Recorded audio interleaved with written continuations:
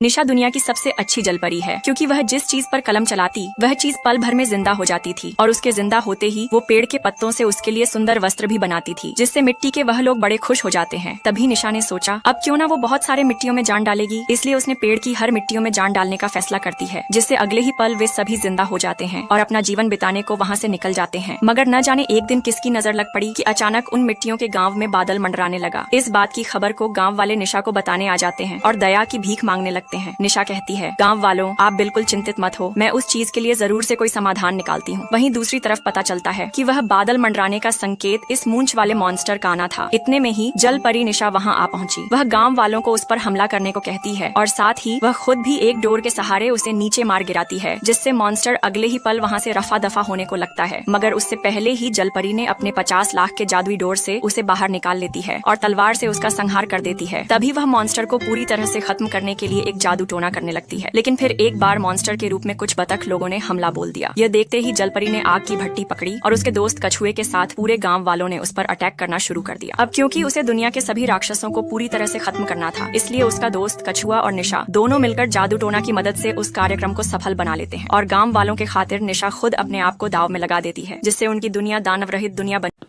आज तो कुछ ज्यादा ही गर्मी हो रही है, ऊपर से ये साड़ी। अब जल्दी से ऑनलाइन 3-4 कॉटन के सूट ऑर्डर कर देती हूँ। पूरी गर्मियों में कॉटन के सूट ही पहनूंगी। हाथों में कुछ सामान लिए पंक्ति जल्दी जल्दी घर आती है। घर आते ही पंक्ति हॉल का एसी चालू करके आराम से सोफे पर बैठ जाती है। अब जाकर थोड़ा सुकून मिला इस एसी की हवा में बैठकर।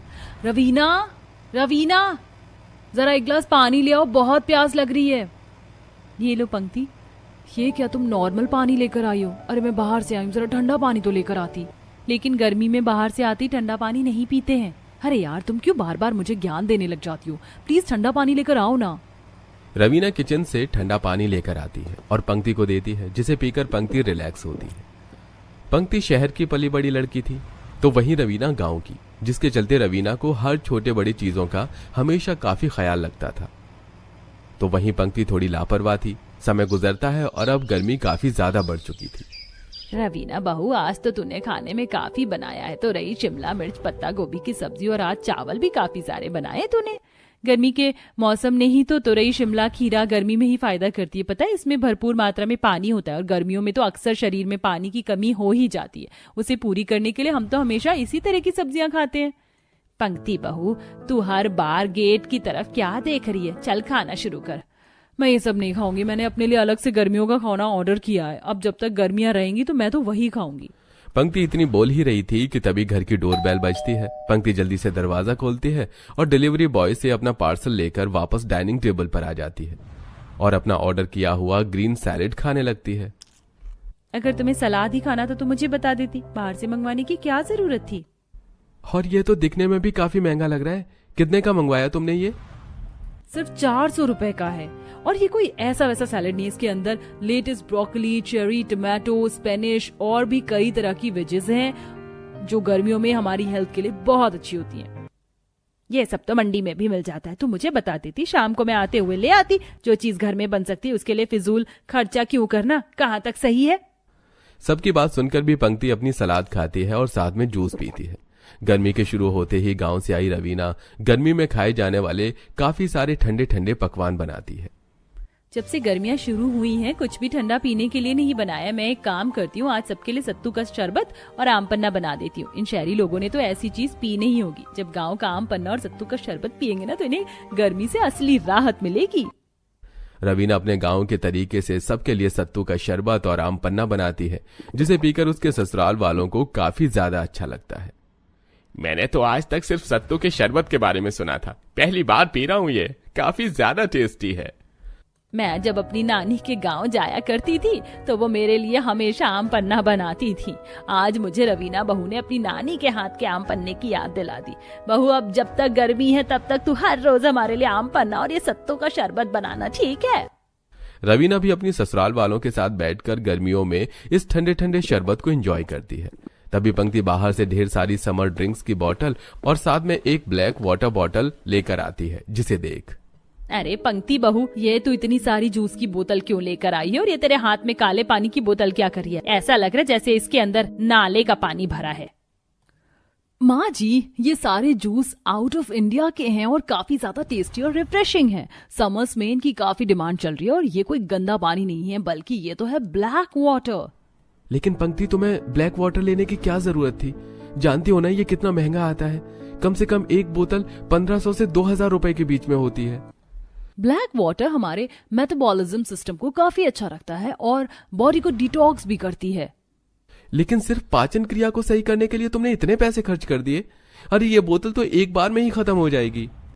पंक्ति, अगर तुम्हें पाचन क्रिया सही करने के लिए ही कुछ पीना था तो मुझे बता देती। पता है माँ जी, हम हर गर्मियों के मौसम में अपने गांव में मिट्टी के मटके में ढेर सारा पानी डाल उसके अंदर चुकंदर, गाजर, आंवला, नींबू, पुदीना, धनिया डालकर उसका पानी बनाकर पीते थे। और ये सारी चीज तो घर में भी रखी हुई है। तुमने तो बेफालतू में इतने पैसे बर्बाद कर दिए। कोई पैसे बर्बाद नहीं किए मैंने। जैसे तुम्हें तुम्हारे गांव का तरीका पसंद है, वैसे मुझे मेरा ये शहरी तरीका। बढ़िया है मुझे सिखाने वाली। इतना कहकर पंक्ति अपनी सारी जूस की बोतल और ब्लैक बॉटल लेकर अपने कमरे में चली जाती है। आज रात के गर्मी के पकवानों में रवीना दही भल्ले, पांता भात और सबके लिए मट्ठा बनाती है। रवीना बहू, तू तो आए दिन हमें गर्मी में कितने ठंडे ठंडे पकवान खिला रही, वरना हर साल की गर्मी तो बस रोटी सब्जी खाने में ही गुजर जाती थी। वैसे ये क्या बनाया है तूने? ये चावल के अंदर इतना सारा पानी क्या कर रहा है? माँ जी, इसे पांता भात कहते हैं। पहाड़ी इलाकों में लोग बड़े चाव से इसे खाते हैं। इस गर्मी में हमारे पेट को काफी ठंडक देता है और सेहत के लिए भी काफी फायदेमंद है। इससे बढ़िया दही भल्ले मैंने आज से पहले कभी नहीं खाई। और ये लस्सी, आहा, क्या टेस्टी लस्सी बनाई है तुमने। आखिरकार बीवी किसकी हो? अरे ये सब तो मेरी बहू का कमाल है। माँ जी, ये तो कुछ भी नहीं है। कल तो मैं सोच रही हूँ कि आप लोगों के लिए पूरी और आम रस बनाऊं। मुझे तो आम रस काफी पसंद है। जब छोटे थे तो हमेशा दादी माँ बनाकर दिया करती थी, लेकिन उनके जाने के बाद आम रस तो पीना बंद ही हो गया। कोई बात नहीं, कल का मुझे बेसब्री से इंतजार है। मेरे लिए तो तुम 10-12 पूरी बनाकर रखना।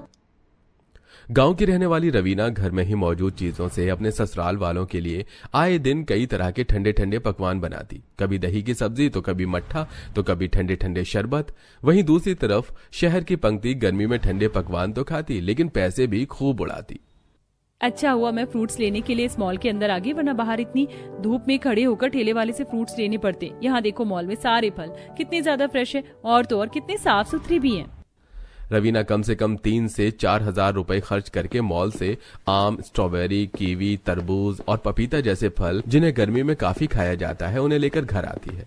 लेकिन जैसे ही उन सबको काट कर खाती है तो वो सब काफी ज्यादा फीके निकलते हैं। वो बाकी घर वालों को भी वो फीके फल बिल्कुल पसंद नहीं आते। पंक्ति बहू, तू भी सच में हद करती है। अगर तुझे फल लेने ही थे तो मेरे साथ शाम को मंडी चलती, बिल्कुल ताजा फल दिलाकर लाती तुझे। 500 रुपए में तुझे सब मिल जाते। और तो और अगर खराब या फीके निकलते तो फल वाला उन्हें बदला कर भी देता। तू तो बस पैसे उड़ाने में लगी हुई है। माँ बिल्कुल ठीक कह रही है पंक्ति। तुम आजकल हद से ज्यादा खर्च कर रही हो, खाने से लेकर पीने तक हर चीज। पता है, तुमने मेरा क्रेडिट कार्ड का पूरा बैलेंस ही खत्म कर दिया है। ऐसे ही समय गुजरता है और आज शोभा का जन्मदिन होता है। अपनी सास को जन्मदिन पर तोहफा देने के लिए रवीना एक बड़ी सी दुकान से 5000 रुपए की साड़ी खरीद कर लाती है। माँ जी तो ये साड़ी देखकर खुश हो जाएंगी। अच्छा हुआ कि अपने गांव के तरीकों से मैंने हमेशा अपने ससुराल वालों को ठंडे ठंडे पकवान खिलाए हैं और अपने पति के पैसों की बचत की। तभी तो आज मैं माँ जी के लिए साड़ी ले पाई। ओह नो, मेरा तो पूरा अकाउंट खाली हो गया। क्रेडिट कार्ड में भी पैसे नहीं है और तो और वॉलेट में भी सिर्फ 100 रुपए पड़े हैं। अगर इनसे पैसे मांगे तो ये काफी गुस्सा करेंगे। उन्होंने मुझे जो भी पैसे दिए थे वो सारे मैंने खत्म कर दिए। अब क्या दूं मैं माँ जी को?